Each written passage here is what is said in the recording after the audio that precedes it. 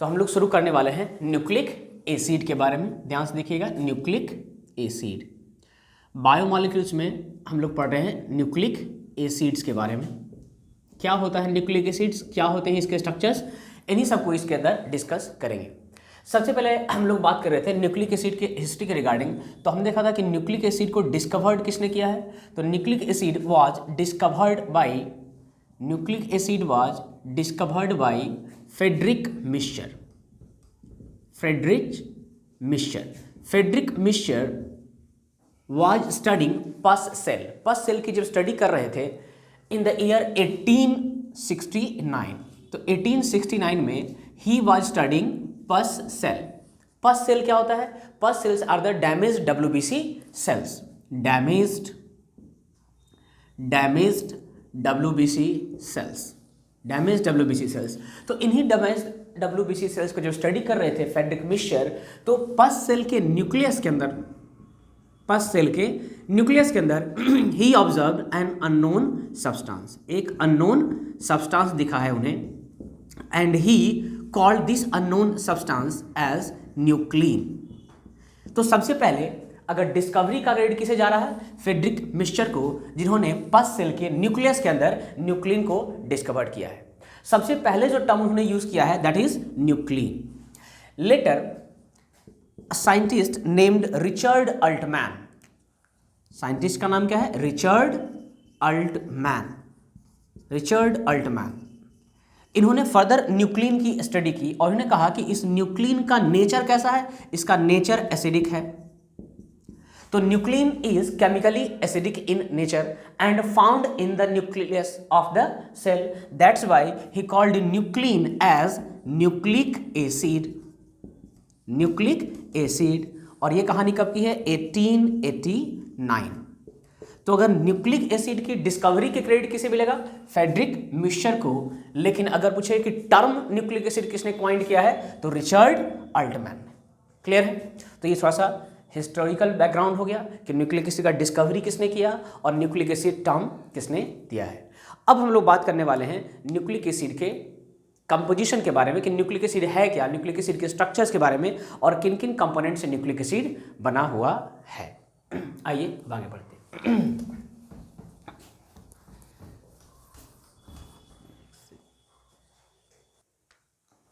तो अब हम लोग बात करने वाले हैं न्यूक्लिक एसिड की स्ट्रक्चर के बारे में। देखिए ध्यान से, न्यूक्लिक एसिड है क्या? तो आप देखिए न्यूक्लिक एसिड स्ट्रक्चरली पॉलीमर है।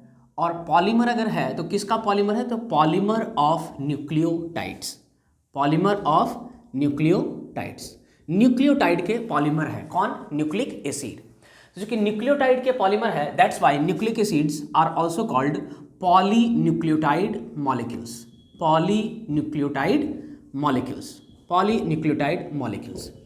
तो न्यूक्लिक एसिड पॉलीमर है और इस पॉलीमर का मोनोमर क्या है? इसका मोनोमर हो गया न्यूक्लियोटाइड। तो सबसे पहले हम लोग डिस्कस करेंगे न्यूक्लियोटाइड को, क्योंकि इन्हीं न्यूक्लियोटाइड से मिलके न्यूक्लिक एसिड बने हुए हैं।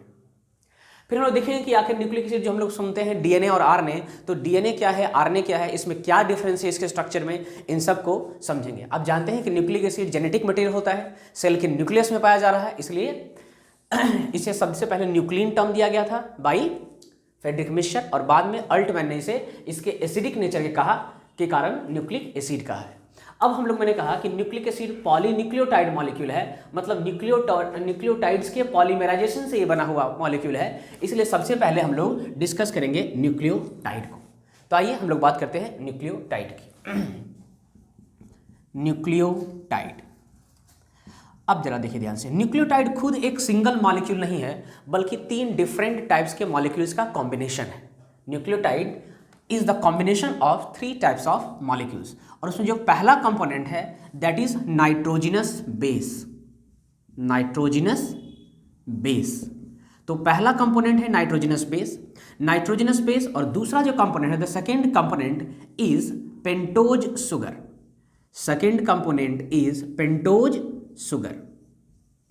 Sugar and the third component is phosphate,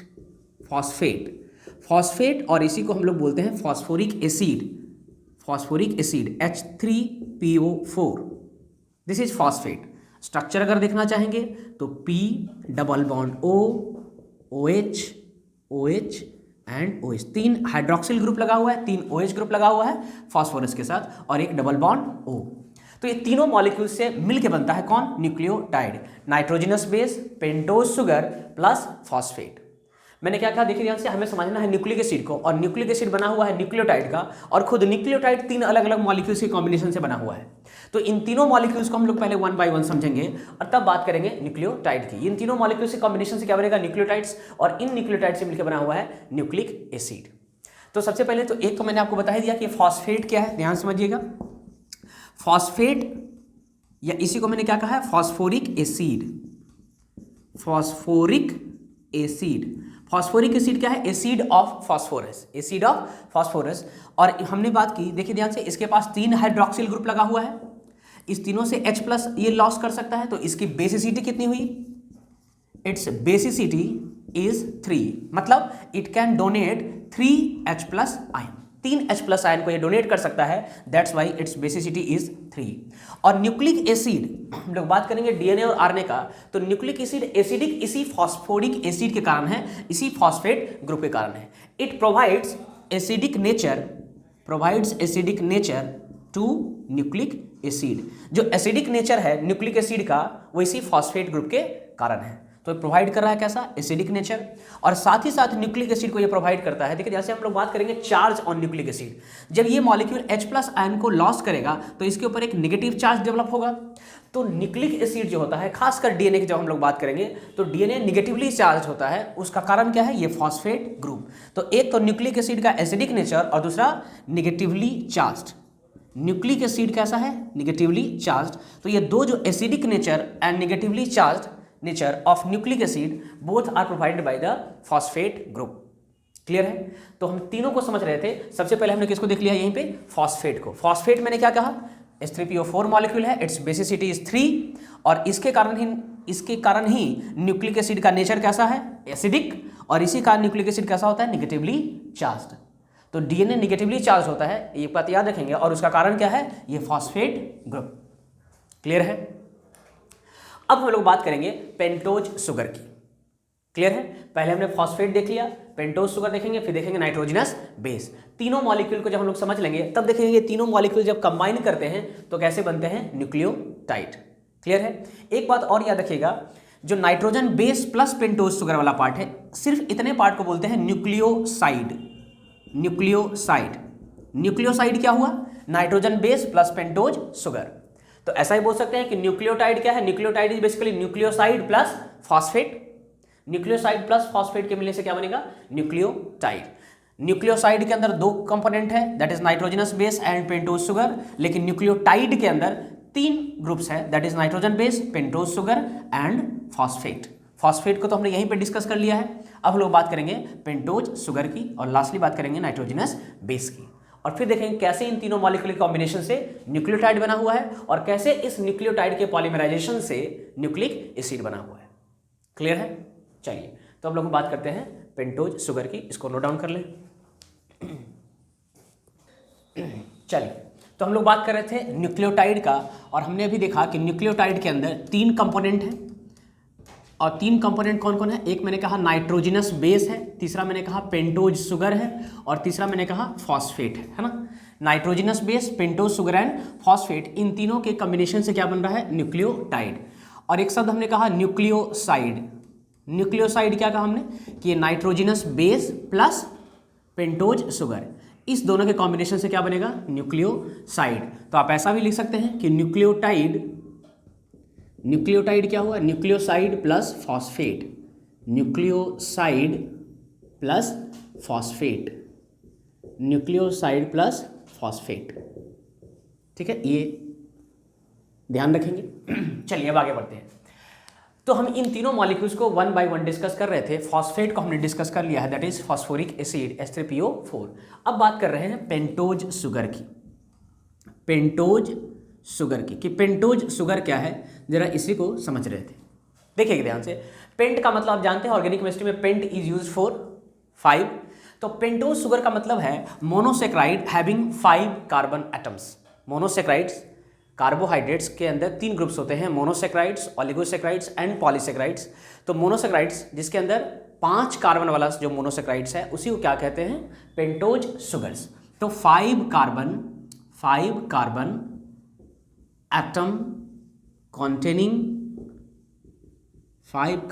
atom containing monosaccharides. अभी याद रखेंगे इसे क्या कहते हैं, पेंटोज सुगर। और जो न्यूक्लिक एसिड के अंदर जो पेंटोज सुगर प्रेजेंट है वो 2 तरह के हैं, एक है ribose sugar, and the second one is deoxy ribose sugar. तो 2 तरह के सुगर हो गए, ribose sugar and deoxy ribose sugar. मैंने पहले कहा है इसके अंदर 5 कार्बन एटम है, हाइड्रोजन कितना हो जाएगा 10 और ऑक्सीजन कितना है यहाँ पे 5। लेकिन डीऑक्सीराइबोज शुगर के अंदर यहाँ पे भी 5 कार्बन है, हाइड्रोजन यहाँ भी 10 है, लेकिन ऑक्सीजन कितना है यहाँ पे 4। एक ऑक्सीजन की कमी है, यहाँ हुआ है डीऑक्सीजनेशन। राइबोज शुगर में डीऑक्सीजनेशन हुआ है और उसके बाद क्या बना है, राइबोज शुगर में डीऑक्सीजनेशन के बाद क्या बना है, डीऑक्सीराइबोज शुगर। इसी को और ऐसा लिख सकते हैं कि 2' डीऑक्सीराइबोज शुगर। ये 2' क्यों लिख रहे हैं आगे आपको भी क्लियर हो जाएगा, देखिएगा ध्यान से। राइबोज शुगर मैंने क्या कहा, 5 कार्बन कंटेनिंग शुगर है। जरा इसका स्ट्रक्चर देख लेते हैं। इस तरह से ऑक्सीजन एटम है और ये बनाता कैसा है, ये बनाता है फ्यूरेनोज रिंग। याद रखिएगा, फ्यूरेनोज रिंग का मतलब होता है 5 atom containing ring, pentagonal ring, जिसमें एक कार्बन है यहाँ पे और बाकी जगह क्या है, ये एक ऑक्सीजन है, बाकी जगह कार्बन प्रेजेंट है। यहाँ पे अगर देखेंगे तो ये हो गया कार्बन नंबर 1, यहाँ जो प्रेजेंट है carbon, this is carbon number 1, यहाँ है कार्बन नंबर 2, यहाँ है कार्बन नंबर 3, यहाँ है कार्बन नंबर 4 और इस कार्बन नंबर 4 से अटैच्ड है carbon number 5, this is CS2OH। This is carbon number 5, this is 4, this is 3, this is 2 and this is 1।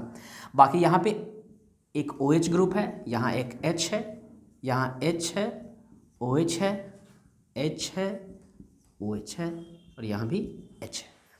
देखिए ध्यान से, फर्स्ट कार्बन के ऊपर हमने क्या दिखाया है, OH को, यहाँ है हाइड्रोजन, सेकेंड कार्बन भी H और OH है, यहाँ भी H एंड OH है और यहाँ ये फोर्थ कार्बन, इसके साथ एक हाइड्रोजन और ये लगा हुआ है CS2OH।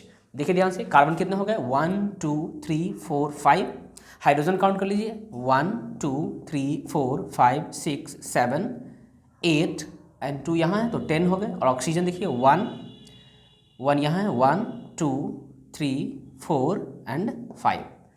इस तरीके से हुआ, ये हुआ राइबोज शुगर। अब यहाँ देखिए ध्यान से, यहाँ लिखा हुआ है 2' डीऑक्सी राइबोज शुगर, मतलब जो सेकंड कार्बन है, सेकंड कार्बन में यहाँ पे हुआ है डीऑक्सीनेशन, मतलब ये ऑक्सीजन का रिमूवल हुआ है। तो यहाँ जब स्ट्रक्चर ड्रॉ करेंगे तो बाकी सब कुछ ऐसा ही है। इस तरह से बनाएगा क्या, पेंटागोनल रिंग। और पेंटागोनल रिंग के लिए मैंने कहा था एक टर्म यूज करते हैं फ्यूरेनोज रिंग, आगे कार्बोहाइड्रेट्स में ये और क्लियर हो जाएगा, फ्यूरेनोज रिंग। बाकी सब कुछ ऐसा ही है, ये कार्बन नंबर 4 है, ये कार्बन नंबर 1, ये कार्बन नंबर 2, ये कार्बन नंबर 3, ये 4 और इसके साथ ये कार्बन नंबर 5 CS2OH। डिफरेंस क्या है यहाँ पे ध्यान देना है, डिफरेंस है कार्बन नंबर 2 पे। क्या है डिफरेंस, ध्यान से देखिएगा, ये कार्बन नंबर 1 पे एज इट इज, इधर भी एक OH ग्रुप है, यहाँ एक H है, लेकिन यहाँ क्या है, यहाँ है हाइड्रोजन, यहाँ है हाइड्रोजन, यहाँ हाइड्रोजन और यहाँ पे OH। तो डिफरेंस कहाँ है, कार्बन नंबर 2 पे। This is carbon number 1, this is carbon number 2, this is carbon number 3, this is carbon number 4 and this is carbon number 5। तो डिफरेंस कहाँ है, डिफरेंस है कार्बन नंबर 2 पे। तो राइबोज शुगर में देखो ध्यान से, राइबोज शुगर के सेकंड कार्बन पे H एंड OH है, यहाँ पे H एंड H है, यहाँ क्या हुआ है डीऑक्सीडेशन, एक ऑक्सीजन यहाँ से रिमूव हुआ है, दैट्स वाई डीऑक्सीराइबोज शुगर। और ये डीऑक्सीराइबोज शुगर कहाँ पाया जाता है, ये डीऑक्सीराइबोज शुगर पाया जाता है DNA में। न्यूक्लिक एसिड 2 टाइप्स के होते हैं और जो 2 टाइप्स है उसमें से एक डिफरेंस है शुगर के बेसिस पे। 2' डीऑक्सीराइबोज शुगर या जिसको सिंपली डीऑक्सीराइबोज शुगर कहते हैं, this is found in DNA and the ribose sugar this is found in RNA। Ribose sugar is found in RNA, that's why nucleic acid भी 2 तरह के हैं, that is RNA, that is ribose nucleic acid और ribo nucleic acid, and the second one is DNA, deoxyribose nucleic acid. Deoxyribo nucleic acid के अंदर, DNA के अंदर deoxyribose sugar पाए जाते हैं और RNA के अंदर राइबोज शुगर पाए जाते हैं, दैट इज दिस। क्लियर है, आई होप ये पेंटोज शुगर क्यों कह रहे थे आपको क्लियर हो गया। पेंट का मतलब यहाँ पे 5 कार्बन एटम है, देख लीजिए 5 कार्बन एटम है और ये मोनोसेक्राइड है, एक शुगर यूनिट है, दैट्स वाई पेंटोज शुगर। तो ये रहा पेंटोज शुगर का स्ट्रक्चर। अब जो तीसरा कंपोनेंट है दैट इज नाइट्रोजन बेस, उसको हम लोग डिस्कस करेंगे। पहला हमने देख लिया है phosphate, that is phosphoric acid, जिसका हमने बात किया था H3PO4, इसको हमने डिस्कस कर लिया है। अभी हमने बात की पेंटोज शुगर की। पेंटोज शुगर दो तरह के हैं, एक राइबोज, दूसरा डिऑक्सीराइबोज। राइबोज शुगर पाया जा रहा है आरएनए में, डिऑक्सीराइबोज शुगर पाया जा रहा है डीएनए के अंदर। और तीसरा कंपोनेंट है नाइट्रोजनस बेस। तो हम लोग बात करेंगे नाइट्रोजनस बेस के बारे में, ठीक है, इसको नोट डाउन कर लें। तो हम लोगों ने न्यूक्लिक एसिड के अंदर अभी तक न्यूक्लियोटाइड के स्ट्रक्चर को डिस्कस कर रहे थे। हमने फॉस्फेट को डिस्कस कर लिया है, हम लोगों ने पेंटोज शुगर को डिस्कस कर लिया है, राइबोज और डिऑक्सीराइबोज शुगर को। अब हम लोग बात करने वाले हैं नाइट्रोजनस बेस की। तो let's discuss nitrogenous base. Nitrogenous base, nitrogenous base, इसी को कुछ लोग नाइट्रोजन बेस भी कहते हैं। देखिए नाइट्रोजनस बेस क्यों कह रहे हैं इसको, जरा इसको समझिएगा, देखिए ध्यान से। Nitrogenous base are nitrogen containing basic compounds. पहला तो ये नाइट्रोजन कंटेनिंग बेसिक कंपाउंड्स है, नेचर इसका बेसिक हो रहा है, इसलिए नाम क्या पड़ गया है, नाइट्रोजनस बेस। और ये जो नाइट्रोजनस बेस है, इसको हम लोग दो ग्रुप में बांट सकते हैं, इसको आप लोग दो ग्रुप में बांट सकते हैं। और ये जो बेसिस है, ये जो क्राइटेरिया है क्लासिफिकेशन का नाइट्रोजनस बेस का दो ग्रुप के अंदर, वह है उसके स्केलेटन स्ट्रक्चर के बेसिस पे, जो मेन फ्रेमवर्क है उसका, उसके बेसिस पे है। आइए ध्यान से समझते हैं। तो नाइट्रोजनस बेस को हम लोग दो ग्रुप में बांट सकते हैं, एक प्यूरीन बेसिस, एक है प्यूरीन बेसिस और दूसरा है पायरिमिडीन बेसिस। प्यूरीन बेसिस और पायरिमिडीन बेसिस, ठीक है। तो प्यूरीन किसे कह रहे हैं और पायरिमिडीन किसे कह रहे हैं, जरा इसको हम समझते हैं। देखिए ध्यान से, जब हम लोग बात कर रहे हैं प्यूरीन की, तो प्यूरीन के अंदर दो रिंग्स होंगे। प्यूरीन के अंदर कितना रिंग है, 2 रिंग्स। और ये जो रिंग्स है, दीज आर हेट्रोसाइक्लिक रिंग्स। ये क्या है रिंग्स, उसकी बात करेंगे अच्छे से। और पायरिमिडीन के अंदर सिर्फ और सिर्फ 1 रिंग है, ये मोनोसाइक्लिक रिंग है। एक ही रिंग है यहाँ पे पायरिमिडीन के अंदर, और प्यूरीन के अंदर यहाँ पे 2 रिंग है। और वो 2 रिंग क्या क्या है, जरा इसी को जरा ध्यान से देखिएगा। These are the rings. ये जो स्केलेटन हमने ड्रॉ किया है, दिस स्केलेटन, देखिए ध्यान से, इस स्केलेटन के अंदर यहाँ कार्बन है इस कॉर्नर पे, और यहाँ पे देखिए ध्यान से 1 2 3 एंड 4 कार्बन है और 2 नाइट्रोजन है। इस स्केलेटन का नाम है पायरिमिडीन। इस स्केलेटन का क्या नाम है, पायरिमिडीन। और इसके साथ एक और स्केलेटन जुड़ा हुआ है, एक दूसरा रिंग भी जुड़ा हुआ है, and this is called imidazole ring. इस रिंग को बोलते हैं अमाइडोजोल रिंग। तो 2 रिंग यहां पे हो गया, 2 रिंग हो गया यहां पे, देखिएगा ध्यान से। ये रिंग जिसके अंदर 2 नाइट्रोजन है प्लस 3 कार्बन है, this is called imidazole ring. And this whole ring मतलब प्यूरीन रिंग के अंदर 2 रिंग है, एक pyrimidine ring and the second one is imidazole ring. देखिए ध्यान समझिए मैंने क्या कहा है यहां पे।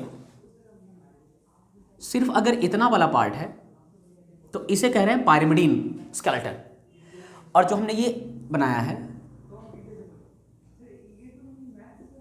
This is called अमाइडोजोल। बाकी देखेंगे डबल बॉन्ड कहां पे है, कैसे आप जानते हैं कि नाइट्रोजन की वैलेंसी कितनी है, 3, तो ये 3 बॉन्ड बनाएगा ही अपने आप को स्टेबल करने के लिए। तो इसको बोल रहे हैं अमाइडोजोल स्केलेटन, अमाइडोजोल, और इस स्केलेटन को बोल रहे हैं पायरिमिडीन। सिर्फ इतने को बोल रहे हैं पायरिमिडीन। तो अब ये सब बात है, मैंने कहा पायरिमिडीन के अंदर सिर्फ एक रिंग होगा, लेकिन प्यूरीन के अंदर 2 रिंग है, पायरिमिडीन प्लस अमाइडोजोल। तो यहां ध्यान से अगर हम देखें तो इस रिंग के अंदर नाइट्रोजन कितना है, तो नाइट्रोजन देखिए 1 2 3 एंड 4, 4 नाइट्रोजन है। और नाइट्रोजन का पोजीशन याद रखेंगे, नाइट्रोजन का पोजीशन कहाँ है, 1st 2nd 3rd 4th 5th 6th 7th 8th and 9th। तो नाइट्रोजन का पोजीशन कहाँ पे है, देखिए ध्यान से, नाइट्रोजन का पोजीशन याद रखना है, खासकर 1st पे है, 3rd पे है, 7th पे है एंड 9th पे है। तो 1st पे है, 7th पे है, 3rd पे है और इस तरह से 1st पे। तो 1st 3rd 7th and 9th, this is the position of nitrogen in purine ring. जबकि पायरिमिडीन रिंग के अंदर देखें तो यहाँ पे तो सिंगल रिंग होगा, एक ही रिंग होगा, और यहाँ पे कितने नाइट्रोजन होंगे, ओनली 2। और यहाँ जो नाइट्रोजन का पोजीशन होगा कहाँ होगा, 1st पे और 3rd पे। अगर यहाँ देखना चाहें तो ये हो गया 1st 2nd 3rd 4th 5th and 6th। तो यहाँ नाइट्रोजन कितना है, 2 है, 1st पे एंड 3rd पे। हालांकि जब नंबरिंग देखेंगे तो वहाँ कैसे होगा उसकी बात करेंगे, लेकिन हमने अभी सिर्फ स्केलेटन की बात की है। तो प्यूरीन रिंग इस दोनों को मिला के बोल रहे हैं और पायरिडीन बोल रहे हैं इसको। तो प्यूरीन रिंग के अंदर क्या क्या हो गया, अमाइडोजोल प्लस पायरिमिडीन, इन दोनों के मिलने से क्या बनेगा, प्यूरीन, और पायरिडीन एक सिंगल रिंग है। तो इस तरह से जिसके अंदर ये प्यूरीन बेसिस, जिस नाइट्रोजन बेस के अंदर ये प्यूरीन वाला स्केलेटन होगा उसको प्यूरीन ग्रुप में रखते हैं, और जिसके अंदर ये पायरिमिडीन स्केलेटन है उसे पायरिडीन के अंदर रखते हैं। अब जब देखो ना, ऐसे प्यूरीन वाले हमारे पास दो हैं, प्यूरीन रिंग कंटेनिंग दो नाइट्रोजन बेस होते हैं, and the first one is adenine, the first one is adenine. देखेंगे एडेनिन का स्ट्रक्चर रिप्रेजेंट किससे करेंगे, ए से। दूसरा जो रिंग है जिसके अंदर दूसरा नाइट्रोजन बेस जिसके अंदर ये प्यूरीन रिंग है, that is guanine, that is guanine, जिसको रिप्रेजेंट करते हैं जी से। मतलब अगर हम बात करें प्यूरीन और पायरिमिडीन के बारे में, तो मैंने कहा प्यूरीन रिंग कितने हैं, दो, प्यूरीन में दो रिंग है और इसके अंदर दो तरह के नाइट्रोजन बेस है, एडेनिन और गुआनिन। दोनों का स्केलेटन कॉमन है, दोनों में ही ये सेम स्केलेटन होंगे, लेकिन कहीं कहीं डिफरेंट कंपोनेंट्स अटैच्ड होंगे। डिफरेंट कंपोनेंट्स क्या अटैच्ड होंगे उसकी हम लोग बात करेंगे। और तीसरा मैंने कहा इधर पायरिमिडीन के बारे में। पायरिमिडीन क्या है, देखिए ध्यान से, पायरिमिडीन एक मोनोसाइक्लिक रिंग है, लेकिन मोनोसाइक्लिक तो है लेकिन हेट्रोसाइक्लिक है। हेट्रोसाइक्लिक क्यों, क्योंकि यहाँ पे डिफरेंट एटम इस साइक्लिक स्ट्रक्चर के अंदर है, इसके अंदर नाइट्रोजन भी है और कार्बन भी है। होमोसाइक्लिक रिंग किसे कहते हैं, जैसे अगर हमारे पास सपोज करो ये साइक्लोहेक्सेन है, तो अगर साइक्लोहेक्सेन है इसमें सिर्फ और सिर्फ कार्बन है तो ये होमोसाइक्लिक रिंग है, लेकिन इसमें कार्बन के अलावा नाइट्रोजन है, दैट्स वाई हेट्रोसाइक्लिक रिंग। तो प्यूरीन रिंग वाले हमारे पास दो नाइट्रोजन बेस है, एडेनिन और गुआनिन, और पायरिमिडीन रिंग कंटेनिंग हमारे पास तीन नाइट्रोजन बेस है। ध्यान से देखिएगा, पायरिमिडीन रिंग कंटेनिंग कितने हैं, तीन। कौन कौन, एक है साइटोसिन, साइटोसिन जिसको रिप्रेजेंट करते हैं सी से, दूसरा है यूरासिल जिसको रिप्रेजेंट करते हैं यू से, और थर्ड है थाइमीन, थर्ड है थाइमीन जिसको रिप्रेजेंट करते हैं टी से। तो टोटल नाइट्रोजन बेसिस कितने होंगे, टोटल नाइट्रोजन बेसिस हो गए 5, 2 purine ring containing and 3 pyrimidine ring containing. Clear है यहां तक, ध्यान समझिएगा बात को।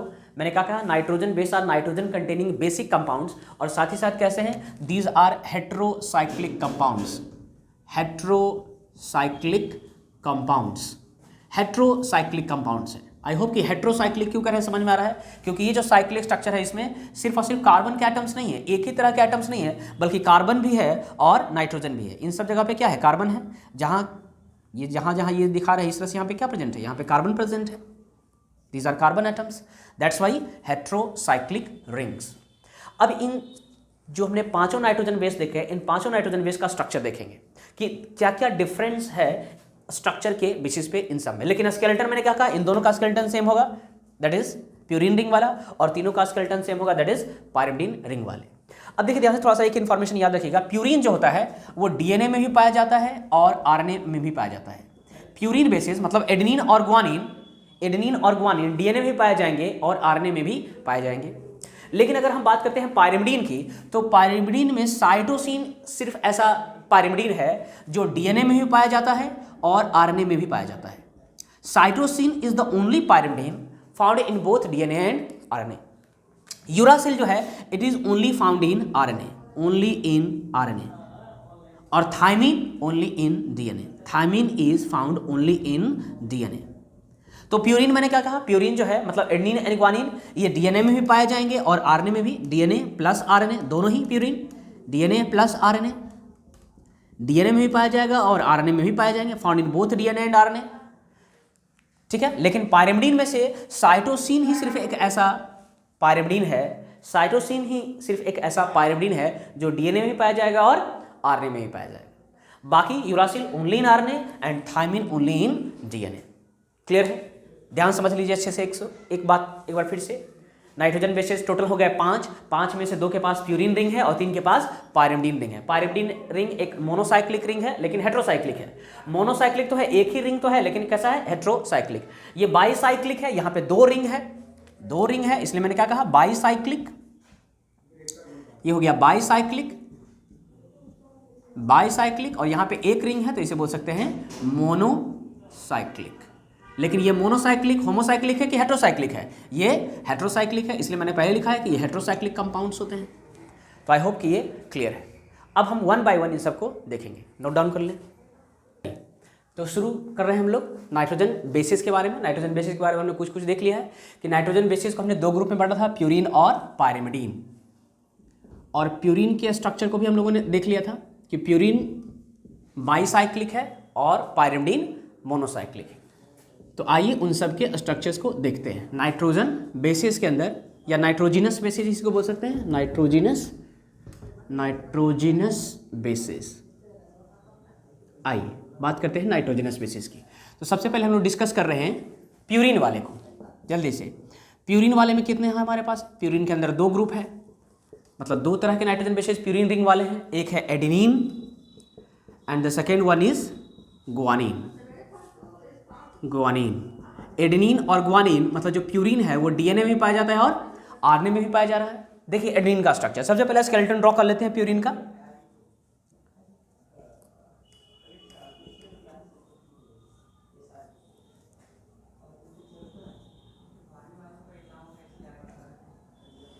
This is a skeleton of purine. यहां भी स्केलेटन ड्रॉ कर ले रहे हैं।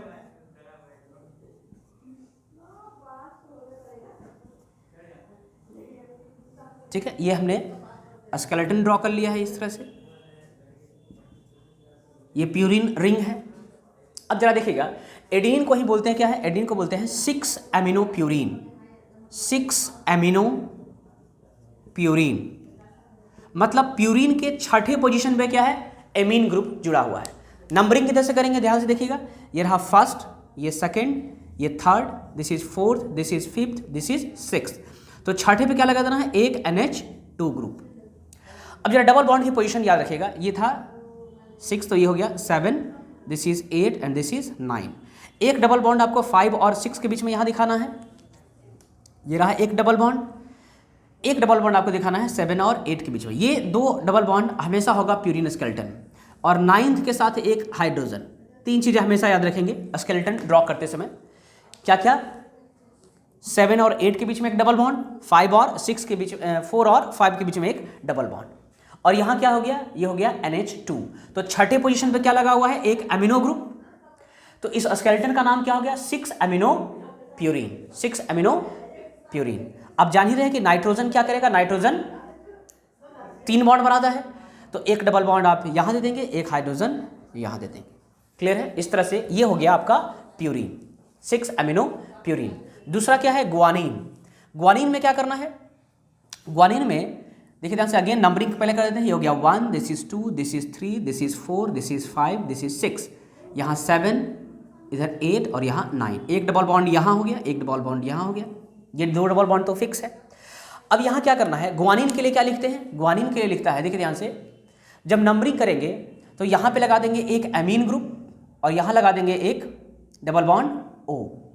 डबल बॉन्ड O तो लगा दीजिए, यहाँ एक डबल बॉन्ड O और यहाँ क्या लगा देंगे? एक NH2 ग्रुप, एक NH2 ग्रुप। ऐसा ही है।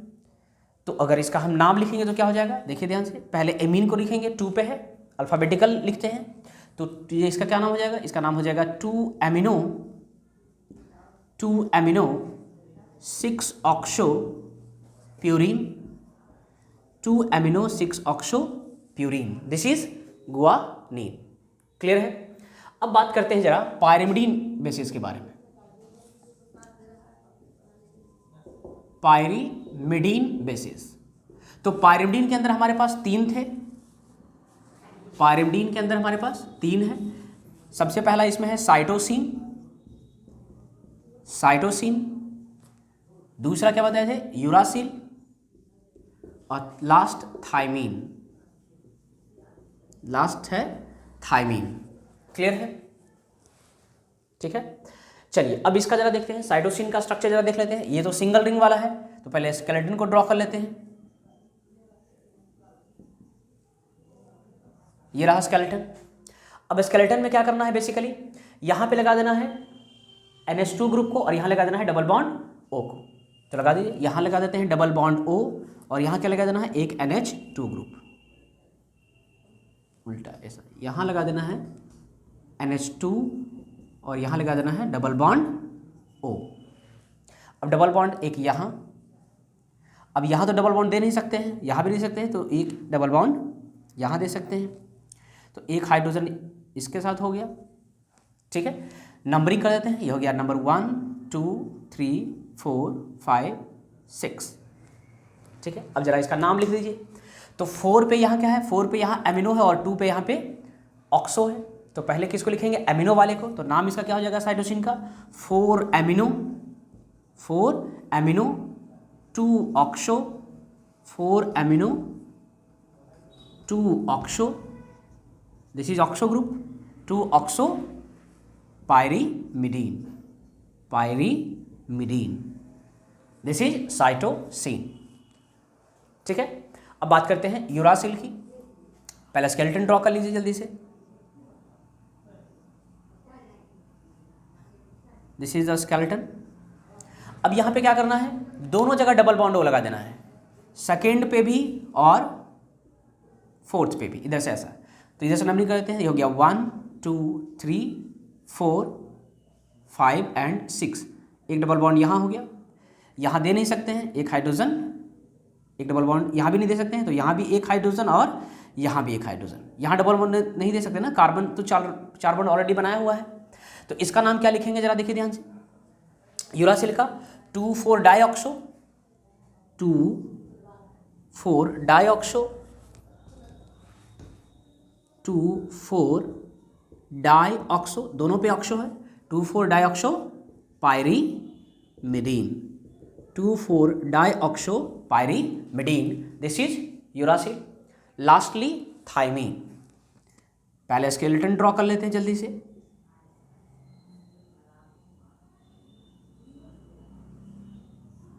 ये हमने स्केलेटन ड्रॉ कर लिया है।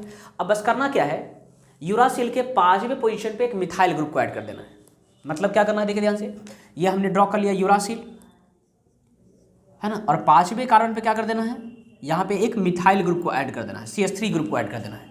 नंबरिंग अगेन कैसा होगा, ये हो गया 1, this is 2, this is 3, this is 4, this is 5 and 6। ये 6th एटम है, इसके साथ एक हाइड्रोजन यहाँ है, एक हाइड्रोजन यहाँ है। तो नाम क्या हो जाएगा, इसी को लिख सकते हैं, थाइमीन को ही क्या लिख सकते हैं, 5 मिथाइल यूरासिल, 5 मिथाइल यूरासिल, या फिर 5 मिथाइल यूरासिल की जगह पे क्या लिख सकते हैं, देखिए ध्यान से, 5 मिथाइल 2,4 डाइऑक्सो पायरीमिडीन। यूरासिल यही है यूरासिल, तो आप इसको ऐसा भी लिख सकते हैं, क्या लिख सकते हैं, 5 मिथाइल 2,4 डाइऑक्सो, 5 मिथाइल 2,4 डाइऑक्सो पायरीमिडीन। ये क्या हो गया, ये हो गया थाइमीन। साइटोसिन को रिप्रेजेंट करते हैं C से, यूरासिल को U से एंड थाइमीन को T से। मैंने पहले ही कहा है, देखिए ध्यान से, कि जो प्यूरिन है मतलब एडेनिन और ग्वानिन है, ये DNA में भी पाए जाते हैं प्लस RNA में पाए जाएंगे। और पायरिमिडीन में cytosine is the only pyrimidine found in both DNA plus RNA, DNA and RNA। Uracil is only found in RNA, दोनों न्यूक्लिक एसिड में से सिर्फ कहाँ पाया जाएगा, RNA के अंदर। और thymine is only found in DNA, RNA के अंदर ही एब्सेंट होगा, थाइमीन में पाया जा रहा है मतलब absent in RNA, this is absent in RNA, thymine is absent in RNA and uracil is absent in DNA, but 3 nitrogen bases है, 2 प्यूरिन वाले और एक पायरिमिडीन वाले। ये जो एडेनिन है, ग्वानिन है और साइटोसिन है, these 3 are found in both DNA and RNA। लेकिन अगर आप पूछे कि साइटोसिन, तो साइटोसिन एकलौता पायरिमिडीन है, cytosine is the only pyrimidine found in both DNA and RNA। तो आई होप कि स्ट्रक्चर आपको समझ में आ गया होगा, तो इसको आप नोट डाउन कर लें।